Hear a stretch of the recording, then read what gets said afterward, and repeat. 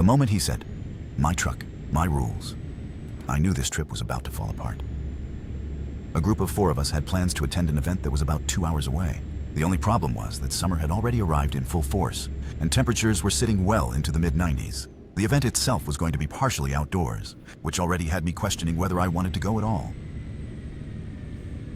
Still, I figured the drive there would at least be comfortable. One of my friends volunteered to drive, so the rest of us planned to ride together.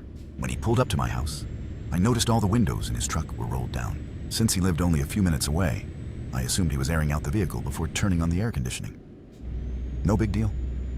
I hopped in, and we headed off to pick up our other 2 friends. 10 minutes later, we arrived at their place. The windows were still down. The air conditioning was still off. It was getting warm, but I figured maybe he just hadn't turned it on yet. The 4 of us piled into the truck and started the long drive. 15 more minutes passed. At this point, we were all sweating. Our shirts were sticking to our backs, and every stoplight seemed to make the heat even worse. The sun was beating down, traffic was crawling, and there was still no sign of air conditioning. Finally, I looked over and asked the driver if he planned on rolling up the windows and turning on the AC. That's when he revealed his grand strategy. He casually said that since we'd be spending the day outside in the heat, we might as well get used to it during the drive. For a second, I thought he was joking. He wasn't. I told him there was no way I was spending 2 hours stuck in traffic inside a hot truck when there was perfectly good air conditioning available. The 2 friends sitting in the back immediately agreed. Everyone was already uncomfortable. Instead of listening, he doubled down. He basically shrugged and repeated that it was his truck, so his rules applied.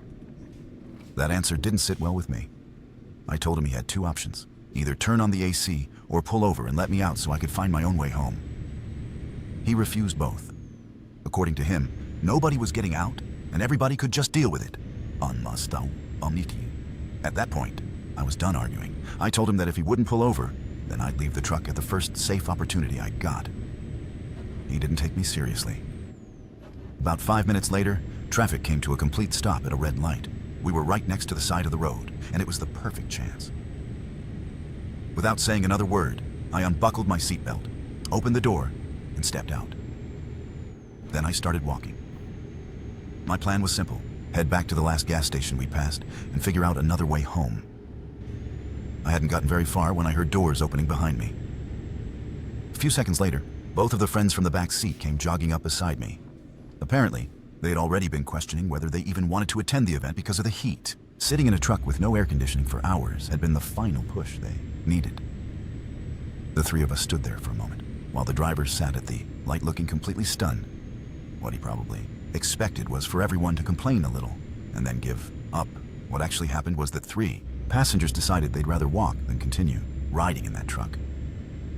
The event suddenly didn't seem worth it anymore. We ended up heading back instead. The day didn't go according to anyone's original plan, but at least we weren't trapped in a rolling sauna trying to prove some strange point about getting used to hot weather. Looking back, the whole thing feels ridiculous. Air conditioning wasn't broken. There wasn't an emergency. There wasn't even a reason it couldn't be used. One person simply decided that everyone else should be uncomfortable because he thought it was a good idea. Maybe some people would have stayed quiet and endured the ride.